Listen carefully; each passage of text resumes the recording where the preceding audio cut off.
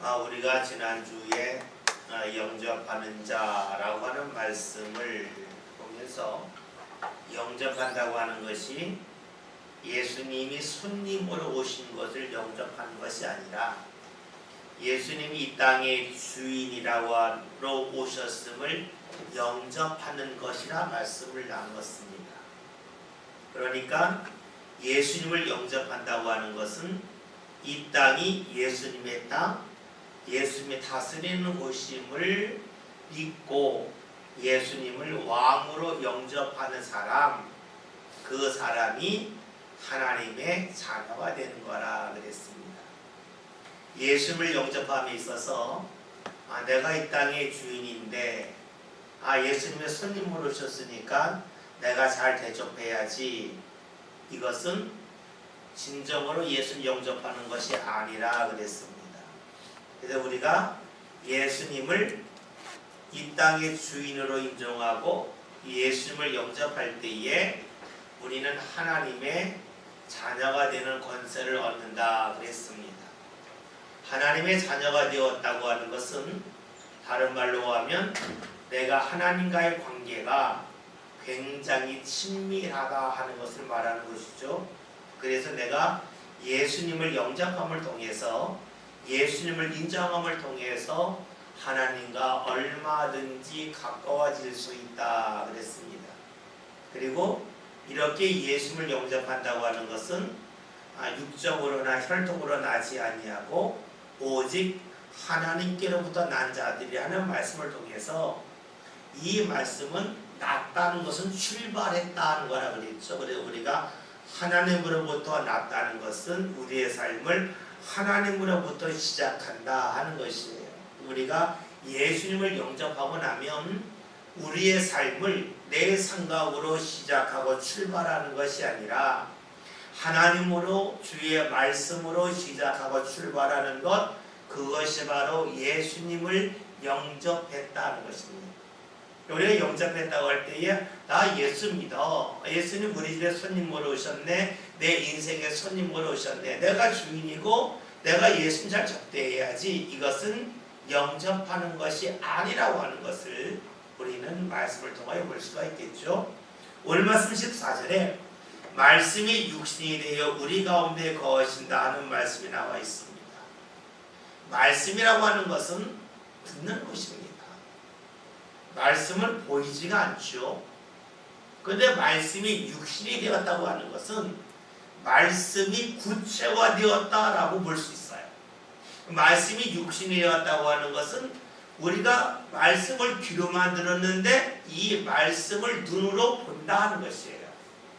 말씀을 눈으로 본다고 하는 것은요, 내가 길거리 가는데 광고판에 있는 글씨를 읽는 것처럼 말씀을 읽고 본다, 그런 뜻을 말하는 것은 아닙니다. 말씀이라고 하는 것은 결국 사람의 마음에 있는 것이 발현되는 게 말이에요. 말씀이라고 하는 것은 하나님의 마음이 발현되는 게 말씀이에요. 근데 우리가 말이라고 하는 것이 그냥 듣는 사람에 따라서 해석이 다 달라져요. 근데 말씀이 육신이었다고 하는 것은 말씀이 무엇인지 구체적으로 우리에게 알려주고 제시하게 되었다는 것으로 보면 제일 무난합니다. 즉 예수님의 말씀이 육신이 되신 분인데, 예수님이 이 세상에 오시기 전에는 말씀을 읽고 해석함에 있어서 내 뜻대로 내 마음대로 해석이 많았어요. 근데 예수님의 오심을 통해서 하나님이 주시는 말씀이 구체적으로 무엇인지를 하나하나 정확하게 보게 되었다, 알게 되었다, 구체화하게 되었다는 것이 바로 말씀이 육신이 되었다는 것을 말하는 것이에요. 우리가 예수님이 오시기 전에는 말씀을 제멋대로 해석하고, 그리고 그 해석에 해석을 덧붙여서 말씀이 우리의 삶을 하나님 앞으로 인도하는 것이 아니라 오히려 우리의 삶을 제약할 때가 많았다는 것입니다. 우리 계속해서 요한복음을 보면 나오겠지만, 요한복음에서 가장 첨예하게 유대인들이 예수님을 공적하는 부분 중에 하나가 안식일에 관한 말씀이죠. 안식일을 지키는 것에 관하여서 사람들의 마음이 뭐였습니까? 안식일을 쉬는 날이다. 하나님이 쉬셨으니까 우리 쉬어야 된다. 일하면 안 된다. 힘들고 가면 안 된다. 이것이 그 당시 사람들 생각이에요. 예수님이 말씀하신 그 쉼 안식은 하나님의 마음을 드러내는 것이에요. 무엇입니까? 평안을 얻는 것. 육신만을 쉬는 것이 아니라 우리의 영혼이, 우리의 마음이 하나님의 품 안에서 진정으로 쉬게 되는 것. 다시 말하면 고통에서 벗어나는 것. 이런 것을 다 안식의 개념으로 주님을 보시는 겁니다. 그러니까 사람들은 글자를 모았는데 예수님은 하나님의 마음을 정확하게 보여주시고 알려주시죠. 이것이 바로 무엇을 말합니까?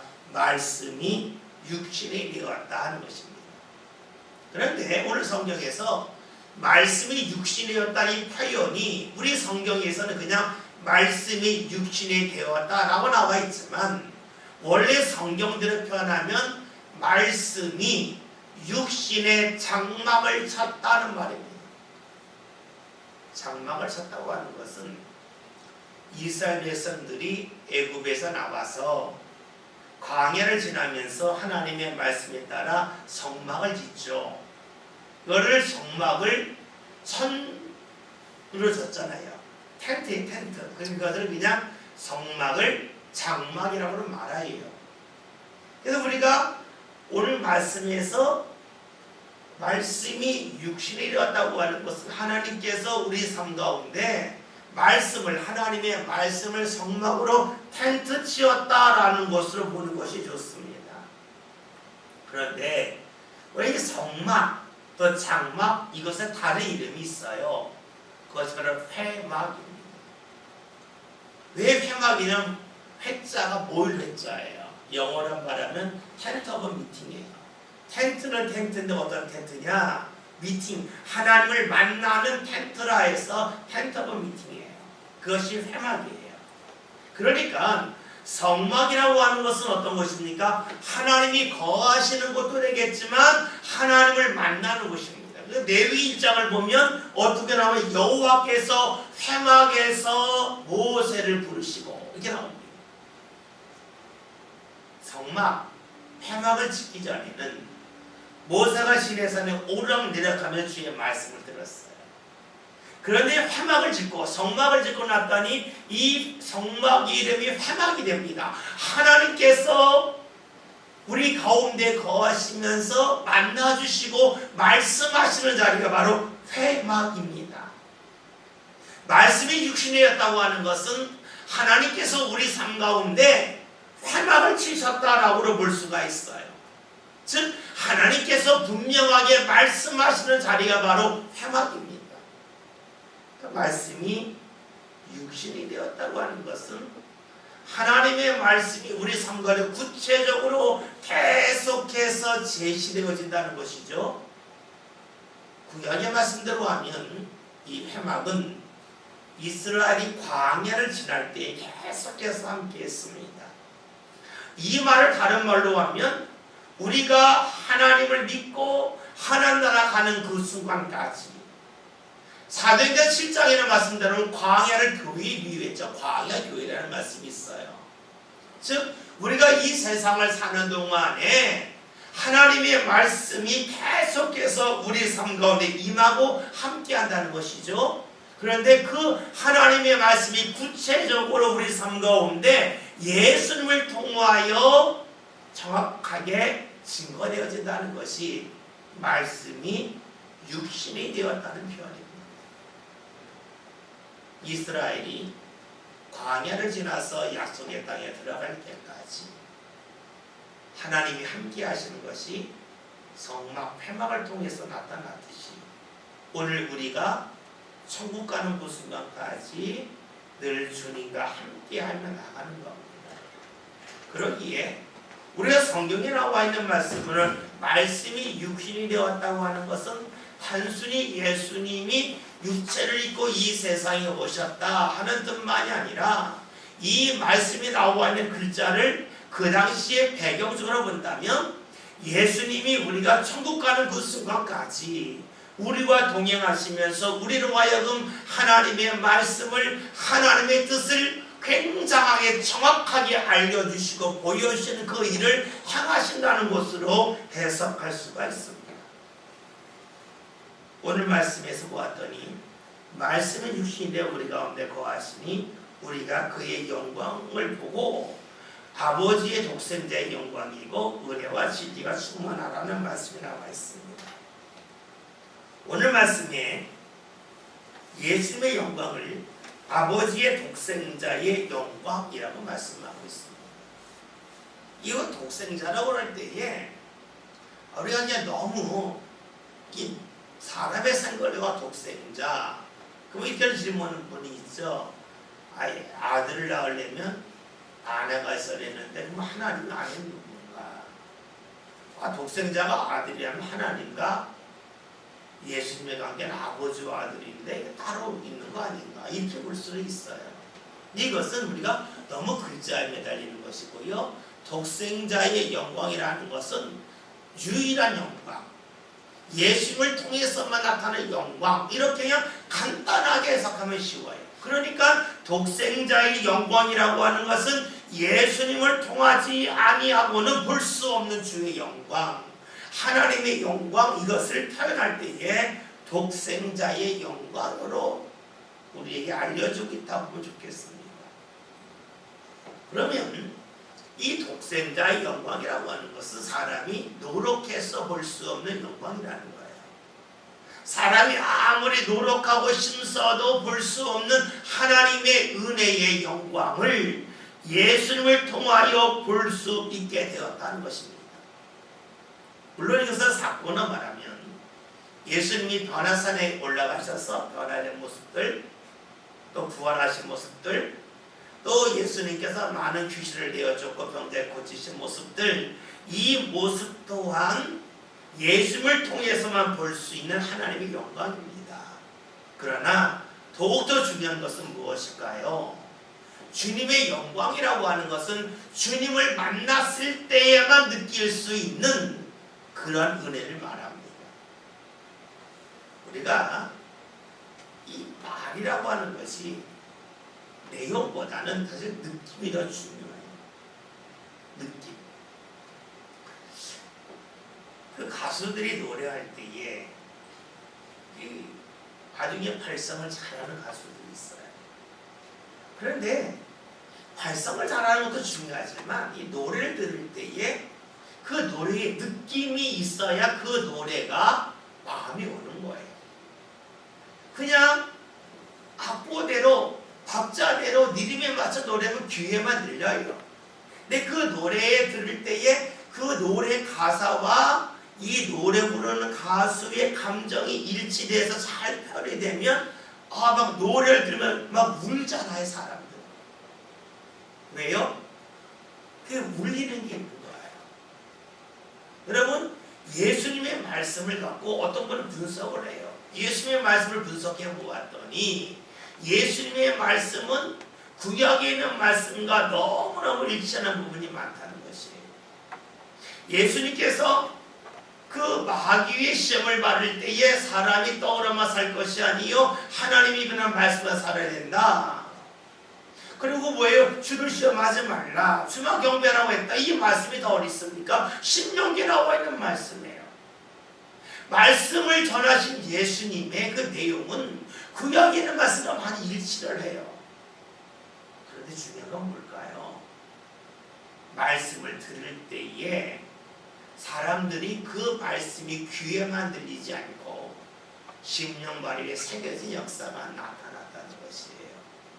그러니까 그 말씀을 듣고 사람들이 다 알고 있는 말씀을 들었는데도 불구하고 사람들의 마음이 확 녹아지고 사람들의 마음이 달라지는 것이지요.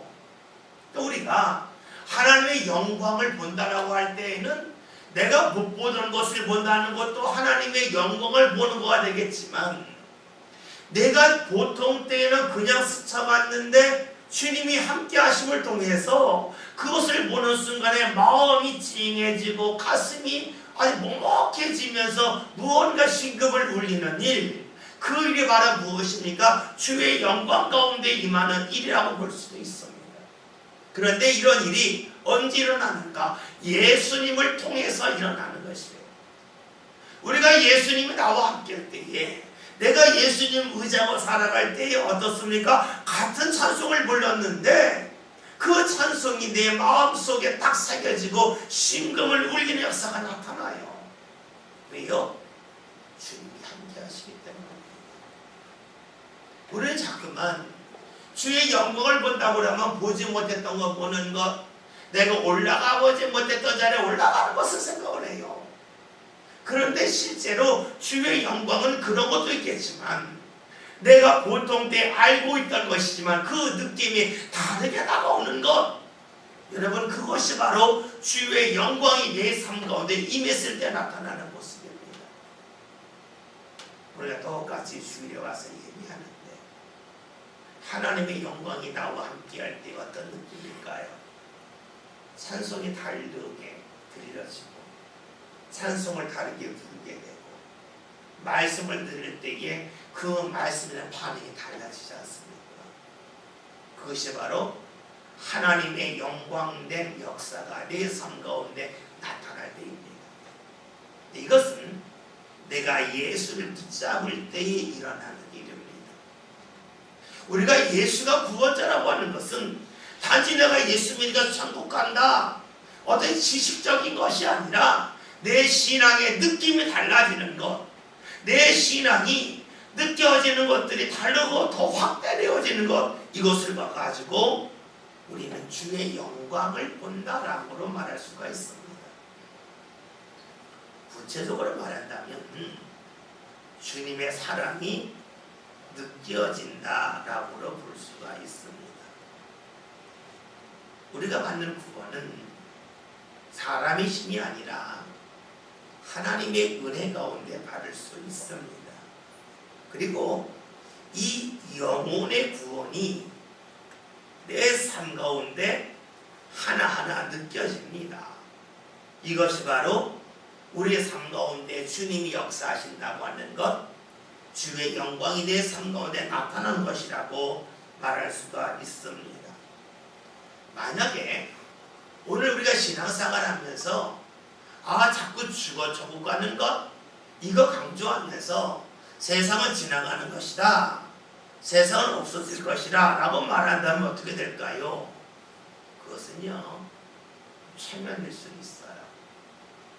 그래서 우리의 기독교 신앙에서 어느 순간부터 체험보다는, 느낌보다는 자꾸 지식으로 빠지니까 지식적으로 공격하는 이들이 있죠. 예수 믿는 거 그 보험과 똑같다. 보험과 똑같지 않냐. 지금 열심히 시생하다가 아프고 나면 타먹는 보험, 그 보험이 신앙 아니겠냐. 그러면 이야기했잖아. 나 아프면 죽을 된다, 나 연명치료하자를 된다, 죽으면 되지 뭐 보험 달 필요 있겠냐 라고 하면서 기독교를 공격하기도 해요. 왜 이런 공격을 받을까요? 이것은 우리가 구원에 관한 이야기할 때에 천국 가는 것, 이 세상을 떠나는 것, 피 아래 세계로 가는 것, 여기에 자꾸 초점을 맞춰서 그래요. 그런데 진정한 신앙은 어떤 신앙입니까? 내 삶 가운데 주의 영광을 보는 것이에요. 환상을 본다는 것이 아니라 지금까지 느끼지 못하였던 하나님의 은혜를 내가 느끼고 경험하는 것, 그것은 주의 영광을 통해서만 가능한 일입니다. 오늘 말씀을 보면 말씀이 육신이 되어 14절에서 우리 가운데 거하시되 우리가 그의 영광을 보니 아버지의 독생자의 영광이요 은혜와 진리가 충만하더라. 주의 영광이 임할 때 일어나는 현상을 오늘 요한복음 1장 14절에서는 은혜와 진리가 충만한 것이라고 말씀하고 있어요. 말씀 순서가 진리를 앞세우지 않습니다. 진리보다 은혜를 더 앞세워요. 이것은 무엇을 말하냐면 진리를 통해서 은혜를 깨닫는 것이 아니라 은혜를 통해서 진리를 깨닫게 나가신다는 것이에요. 여러분, 말씀은 분명한 진리입니다. 그러나 이 말씀의 진리라고 하는 것은 글자에 있지 않고 말씀에 담겨져 있는 하나님의 마음을 아는 것입니다. 이 하나님의 마음을 누가 합니까? 하나님의 은혜를 경험한 사람들이 하나님의 마음을 아는 것입니다. 만약에 우리가 하나님의 마음을 제대로 모른다면 어떻게 될까요? 하나님의 은혜를 경험하지 못했다면 어떻게 될까요? 말씀 속에 담겨져 있는 하나님의 마음을 전혀 알 수가 없습니다. 은혜를 받지 못한다면 진리인 말씀은 글자일 뿐입니다. 그래서 우리가 하나님을 만난 사람들이 하나님의 말씀을 전할 때에 말씀을 아는 것보다 하나님을 알고 경험하는 것이 먼저예요. 그래서 말씀을 전할 때에는 내가 은혜를 받은 가운데서 말씀을 읽고 말씀을 전해야 돼요. 나는 은혜를 경험하지 못하였는데 말씀을 전한다면 어떻게 될까요? 제대로 말씀을 볼 수가 없습니다. 말씀을 바르게 읽는 내가 은혜를 받고 말씀을 읽는 거예요. 많은 분들이 그래요. 성경을 읽으면 읽어서 새롭다 그래요. 그래서 다른 말로 하면 내가 은혜를 받고 나서 진리의 말씀에 다가섰더니 지금까지 보이지 않았던 진리의 말씀들이 보인다는 뜻이에요. 내 삶 가운데 주의 은혜가 임하지 아니하면 말씀 읽으면 매일 그 말씀이 그 말씀에, 그러나 내가 은혜를 받게 되면 은혜 가운데서 진리의 말씀을 보기 때문에 감추어져 있는 하나님의 마음, 그 마음을 표현한 진리의 말씀을 하나하나 알아가고 그 속으로 들어갈 수가 있습니다. 그래서요, 구체적인 은혜 체험이 우리에게 절대적으로 필요합니다. 구체적인 은혜 체험이 있는 사람이 말씀 속에서 그 속에 담겨져 있는 하나님의 마음을 하나하나 내가 느낄 수가 있고 붙잡을 수가 있고 찾아갈 수가 있어요. 여러분 생각해 보세요. 내가 누군가하고 대화할 때에 대화할 때는 말을 주고받습니다. 그래 말할 때에는요, 그 사람의 습성이 있고 그 사람이 사용하는 말 속에 담겨진 뜻이 있어요. 그 사람을 충분히 알고 나면 그 사람이 하는 말의 내용을 내가 받아들일 수가 있어요. 알 수가 있어요. 그러나 그 사람을 모르면 말을 들어도 그 말의 해석이 제대로 우리가 파악할 수가 없어요. 하나님의 말씀도 그래요. 우리가 은혜 속에서 주의 말씀으로 다가서야지, 내가 은혜의 경험 없이 말씀을 앞세운다고 해서 말씀이 연구만 하게 되어지면 그 속에서 하나님의 마음을 정확하게 하고 들어갈 수가 없습니다. 말씀이 없고 죽었다고 하는 것, 그 이유는요, 말씀의 연구가 없기 때문이 아니에요. 오늘날 수많은 사람이 요즘 시대는 말씀이 죽었다, 말씀이 없다 그래. 말씀이 홍수인데 마치 홍수 났을 때 마실 물이 없는 것처럼 말씀은 많은데 들을 말씀이 없다, 뭐 이런 표현 많이 합니다. 그 이유가 어디 있을까? 물론 너무나 많은 설교가 우리 가운데 들려지기 때문일 수는 있겠지만, 우리가 말씀에 연구한다고 그러면서 주의 은혜에 대한 경험을 너무 뒤로 하기 때문에 그래요. 그러니까 말씀이 자꾸 탁탁해지고, 말씀이 사람을 판단하게 하고, 말씀이 사람을 정죄하게 만들 수 있어요. 왜요? 은혜 가운데서 말씀을 읽어야 되는데 그러하지 않기 때문에 그래요. 근데 예수님은 어떤 분이셨어요? 은혜와 진리가 충만했다는 것이에요. 예수님은 은혜 가운데서 말씀을 나누셨어요. 그러니 사람의 마음을 정확하게 꿰뚫어 볼 뿐만이 아니라 하나님의 말씀을 정확하게 전할 수 있었습니다. 오늘 우리가 신앙생활 하면서요, 말씀 읽고 또 말씀 듣고 중요합니다. 그에 못지않게 더 중요한 것, 은혜 받는 겁니다. 은혜를 경험하고 체험하는 겁니다. 그래서요, 결코 말씀은 말씀 혼자 갈 수 없어요. 말씀과 기도가 같이 가면서 내가 기도함을 통해서 은혜가 쌓이고 은혜가 내 삶 가운데 가득할 때에 말씀에 대한 바른 하나님의 뜻을 우리가 알고 또 파악할 수가 있습니다. 15절 말씀 같이 읽겠습니다. 읽겠습니다. 내가 전에 말하기를 내 뒤에 오시는 이가 나보다 앞서는 것은 나보다 먼저 오신 자라 하는 것이 이 사람을 가리키느라 하니라. 아멘. 지금 요한이 증언합니다. 여러분, 증언은 모르면 알 수가 없죠. 알아야 증언합니다. 요한이 말씀이 육신되어 예수님을 증언할 수 있던 이유가 무엇일까? 예수님을 알 수 있던 이유가 무엇일까? 이것은 그의 힘과 능력이 아니죠. 우리가 요한복음 1장 12절 13절 동안에 보았듯이 그가 주를 영접했기 때문에요. 그리고 그것은 하나님의 자녀가 되었기 때문에 가능합니다. 즉 다른 말로 하면 하나님으로부터 그의 삶이 계속해서 출발하고 시작하였기 때문에 그는 예수님에 대하여 알 수가 있었습니다. 우리가 잘 알고 있다시피 누가복음 1장이라는 말씀을 보면 사도 요한, 제례 요한은 어떤 사람이었습니까? 엘리사벳, 그래서 사가랴 그 사이에서 태어났습니다. 아이를 낳을 수 없는 엘리사벳이 하나님의 은혜 가운데서 요한을 임신하였고 요한을 낳습니다. 그는 은혜 가운데 태어났습니다. 근데 중요한 것은 은혜 가운데 태어난 요한이 계속해서 은혜의 삶을 살아갔기 때문에 예수님을 증언할 수 있었다는 것입니다.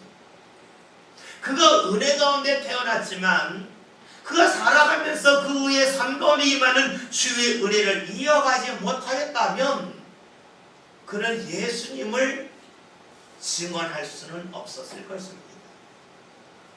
달리 말하면 내가 은혜 가운데 내 삶을 내가 시작하는 것도 중요하겠지만 그 은혜를 계속해서 이어가야만 하나님이 나를 통하여 주의를 증언케 하여 하시는 은혜 역사를 베풀어 주신다는 것이지요. 하나님께서 요한을 붙잡았습니다. 또 하나 그가 하나님을 붙잡았습니다. 그가 하나님을 붙잡았다고 하는 다른 말로 하면 하나님이 그를 붙잡는 것을 그가 거절하거나 거부하지 않았다고도 볼 수 있는 것입니다. 하나님이 나를 붙잡으실 때에 내가 그것을 거절하고 싶을 때도 있습니다. 아시는 것처럼 요한은 광야에서 살았습니다. 외로웠습니다. 쓸쓸했습니다. 하나님이 그를 붙잡았고 그가 하나님을 의지하면서 광야에 있었습니다. 그렇다 할지라도 그가 사람이기 때문에 인간적인 외로움과 쓸쓸함이 있는 것은 당연하겠죠. 그것이 싫었다면 그는 어떻게 했을까요? 그는 하나님이 붙잡는 것을 거부할 수 있었을 것입니다. 우리가 디모데후서 4장에 나와 있는 것처럼 데마라고 하는 사람은 하나님이 붙잡는 것이 싫어서 세상으로 나가고 말았습니다. 즉 요한은 데마와는 달리 하나님이 그를 붙잡을 때 그것을 거절하지 않았다는 것입니다. 그가 때로는 외로웠고 쓸쓸했고 때로는 경제적인 어려움과 육체적인 고통이 그의 삶 가운데 몰려왔지만 그가 하나님이 자신을 붙잡고 계신 것을 거절하지 않았습니다. 거부하지 않았습니다. 그리고 이렇게 하나님께 붙잡히 받은 것이 오랫동안 이어진 후에 비로소 그는 예수를 증언하는 사람이 되죠. 다른 말로 하면 그는 믿음의 준비를 굉장히 오랫동안 했다고도 볼 수가 있습니다. 하나님은 요한이 태어났을 때에 그리고 그 이후로부터 계속해서 요한이 하나님의 뜻 안에 사는 그 믿음의 준비를 하였기 때문에 그를 통하여 예수를 증언케 하셨습니다. 그가 만약에 준비를 하지 않았다면 하나님께서 요한을 통해서 예수를 증언케 하셨을까? 그리고 증언케 하셨다 할지라도 그 증언에 과연 힘이 얼마나 있었을까? 라고 묻는다면 우리는 거기에 대하여 답하기가 참 어렵습니다. 요한의 증언을 통하여 알 수 있는 것은 하나님은 충분한 준비를 한 사람을 통하여서 하나님을 증언케 하게 하시고 예수를 증언케 하시는 일을 한다는 것이지요. 그렇다면 목사가 설교한다고 할 때에도 무엇이 필요할까요? 충분한 삶의 준비가 있어야만 하나님이 하나님을 제대로 증언케 할 것입니다. 목사가 준비가 없다는 것, 우리가 설교 준비만 말하는 것이 아니겠죠. 삶의 준비도 되겠고 또한 그동안 여러 가지 살아오면서 하나님을 가까이 하는 기도를 말하겠죠. 그런 준비가 충분히 되지 않았다면 주님을 제대로 증언할 수 있는 기회를 주시지 않을 겁니다. 목사만 그럴까? 교사들도 어린이들에게 예수 전하는 증언자입니다. 이 증언자는 충분한 준비가 되어 있을 때 비로소 주께서 그를 통하여 역사하시는 겁니다. 찬양대는 마찬가지죠. 찬양대가 노래하는 게 아니지 않습니까? 찬양을 통하여 하나님의 영광을 증언하는 일이 바로 찬양대예요. 찬양대가 할 일이 무엇입니까? 충분한 믿음의 준비가 쌓여 있을 때 비로소 하나님께서 그들의 찬양을 통하여서 하나님의 영광을 증언하도록 주께서 사용하신다는 것이지요. 우리는 요한을 보면서 요한이 어렸을 때부터 주의 은혜를 받은 것만이 아니라 그 은혜를 계속해서 이어갔다. 다른 말로 하면 믿음의 준비를 충분히 하였기 때문에 하나님이 그를 통하여 예수를 증언케 하셨음을 우리는 말씀을 통하여 봅니다. 만약에 준비가 되지 않았다면 하나님을 제대로 몰라요. 하나님을 제대로 모르게 증언한다면 그것은 주님을 증언하는 게 아니라 나를 증언하는 거예요. 내 생각을 증언하는 것이에요. 삶을 믿음으로 이어갈 때에 주님께서는 요한의 입술을 통해서 하나님의 말씀을 증언하게 하십니다. 오늘 우리가 믿음을 준비할 때에 우리 입술을 통해서 하나님은 주의 영광을 증언하게 하시고 주께서 원하시는 일을 우리에게 증언케 하실 것입니다. 따라서 요한은 하나님을 가까이 했다 하는 것을 알 수가 있어요.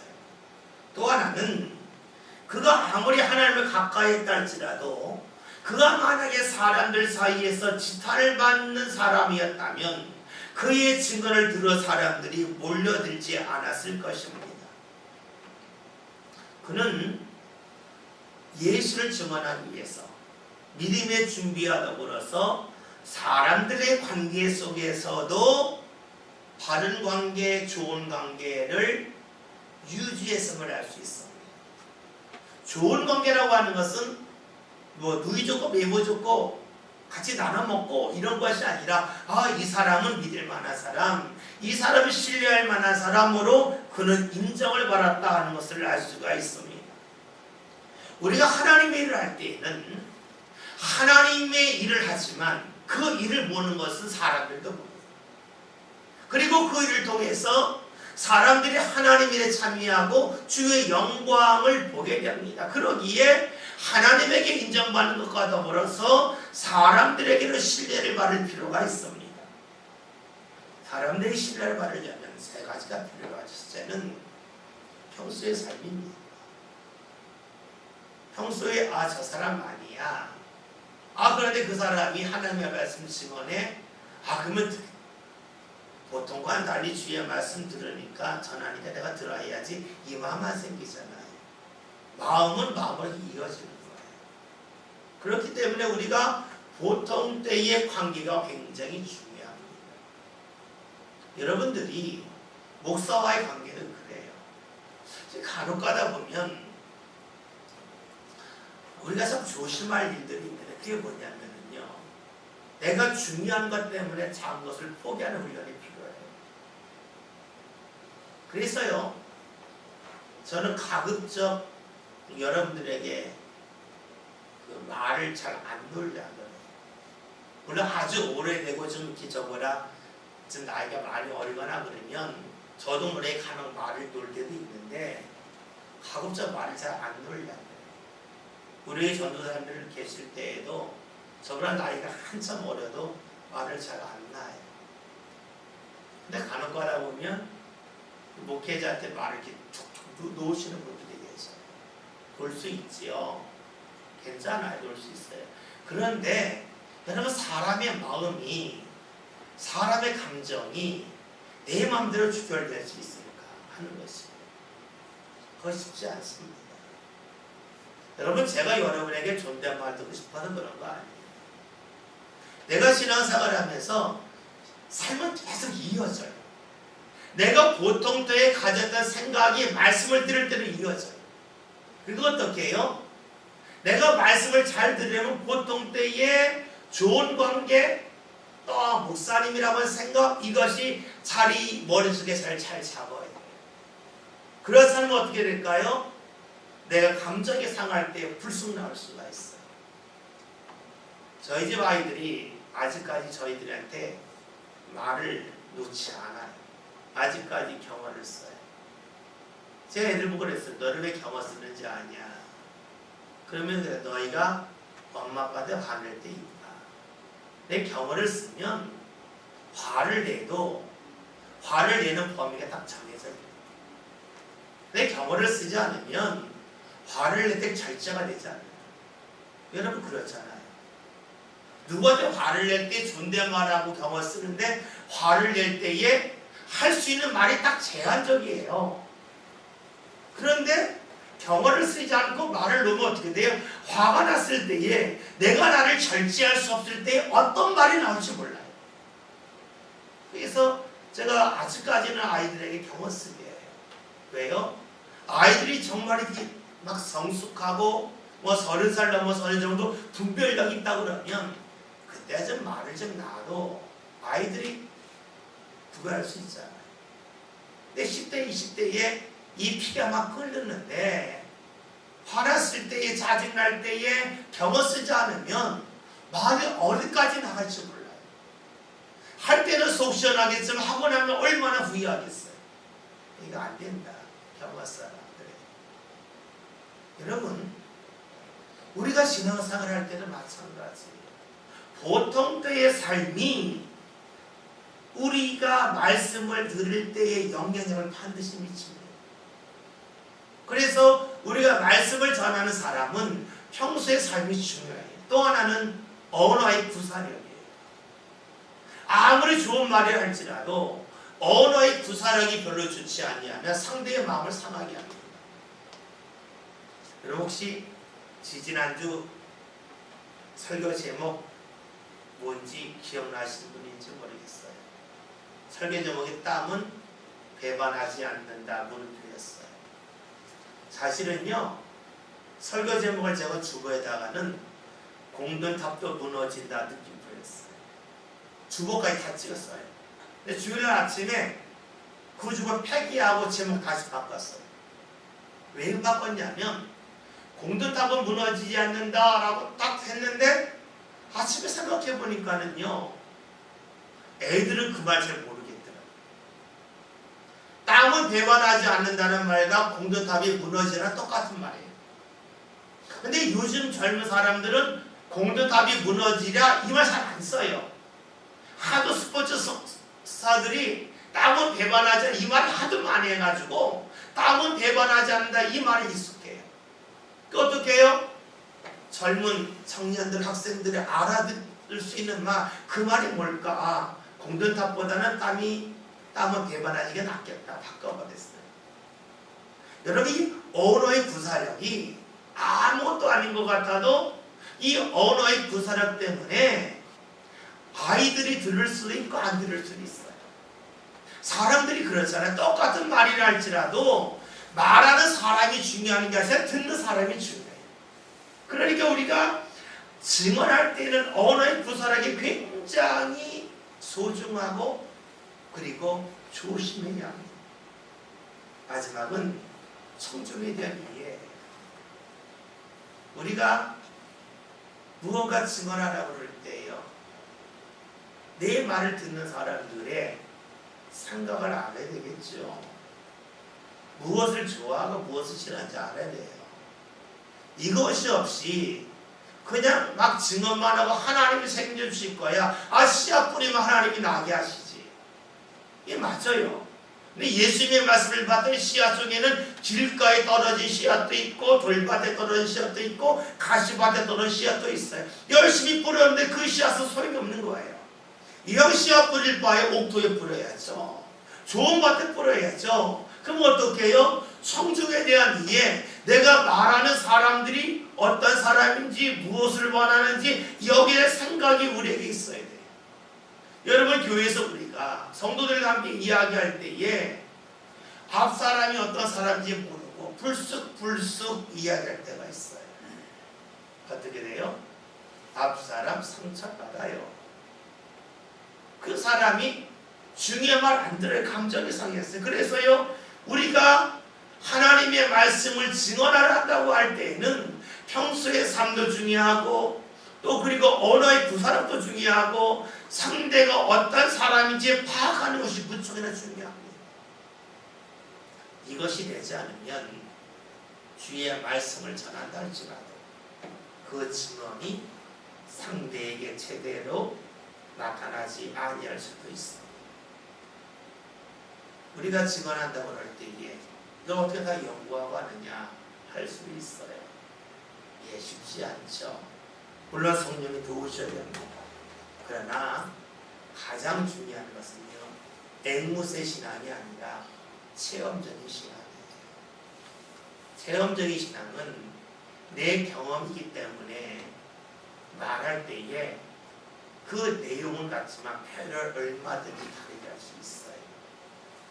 우리가 하나님에 대한 체험 그리고 은혜에 대한 체험, 이것이 분명할 때에 우리는 마음껏 주를 증언하는 사람으로 살아갈 수가 있습니다. 요한은 예수를 증언했습니다. 증언할 수 있던 비결은 그가 철저하게 은혜 가운데 살았고 또 은혜를 이어갔기 때문입니다. 오늘 우리가 말씀을 2절밖에 보지 못했습니다. 우리가 말씀의 내용 다시 한번 이점합시다. 말씀이 육신됐다고 하는 것은 예수를 통하여서 분명한 하나님 뜻이 알게 되었다, 전해지게 되었다는 것이고, 또 하나 중요한 건 은혜와 진리가 충만하더라. 하나님의 역사는 은혜 후에 말씀으로 다가서야지 은혜 없이 진리로만 나간다면 굉장히 위험해진다고 그랬습니다. 요한이 증언했다고 하는 것은 그가 충분히 정확하게 주를 알았다는 것이고, 은혜 가운데 태어났지만 그의 삶을 은혜 가운데 이어갔기 때문에 그는 증언하는 사람이 되었다는 것을 보았습니다. 또한 증언하는 사람이 되기 위해서는 우리가 분명히 알아야 할 것이다. 그것은 보통 때의 삶이 조화입니다. 그리고 우리의 언어 구사력, 표현하는 것, 상대의 이해, 이러한 모든 것이 중요한데 이런 것을 우리가 다 극복할 수 있는 방법 중 하나가 체험적인 신앙이다. 내 것이라고 하면 내가 분명히 주를 경험했다면 얼마든지 펼먹을 달리할 수 있어요. 그러면 우리가 신앙생활은 주를 체험하는 일 꼭 합시다. 그리고 은혜를 이어가는 삶 함께 살아갑시다. 그래서 하나님께서 요한을 통하여 예수를 증언하게 하셨듯이 오늘 우리의 삶을 통해서 주를 증언하여 주시는 은혜 역사 삶 가운데 충만히 나타날 수 있기를